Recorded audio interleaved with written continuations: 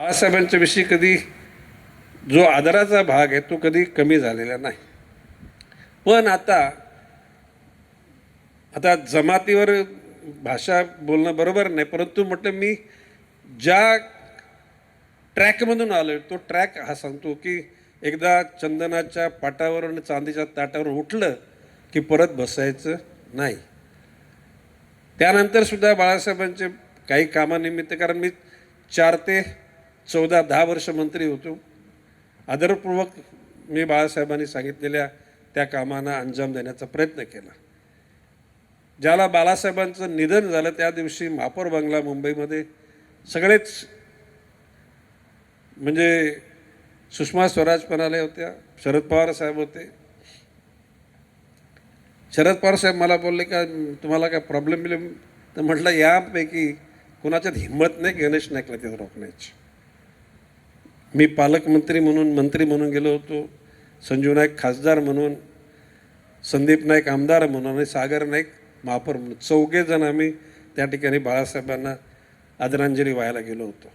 हा क्षण it is recorded आणि सगळ्यांनी बघितलेला आहे. म्हणजे ज्या घरामध्ये आपण होतो ते घर आपण होतो तोपर्यंत चांगलं, आपण गेल्यानंतर ते वाईट, अशा प्रकारची भूमिका मांडणं म्हणजे आपल्या आत्म्याला कुठेतरी आपण क्लेश देण्याची भूमिका तयार करणं.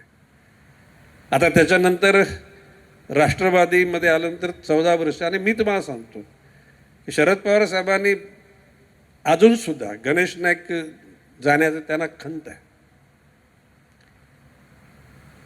4 दिवसापूर्वी साहेबांचा फोन आला होता काही घटकांना मदत करण्याचा. प्रश्न असा की माझी कटुता शिवसेनेतून निघालं, बाळासाहेबांशी नव्हती. मी कोणाविषयी अनुद्गार काढले नाहीत, शिवसेनेविषयी काढले नाहीत. राष्ट्रवादीतून बाहेर गेलो, राष्ट्रवादीविषयी सुद्धा मी कधी नेत्याविषयी बोललो नाही. किंबहुना आज आपण बघत असाल तर विधानसभा आणि विधान परिषदेमध्ये ऑल पार्टी सपोर्टेड जर कोण मंत्री असेल तर that's name is Ganesh Naik. तुम्ही बारकाईनं जर तुम्ही विधान परिषदेमध्ये आलात किंवा विधानसभेमध्ये आलात, कुठलाही म्हणजे भाजप सेनेचे लोक तर म्हणजे पाठिंबा देतीलच,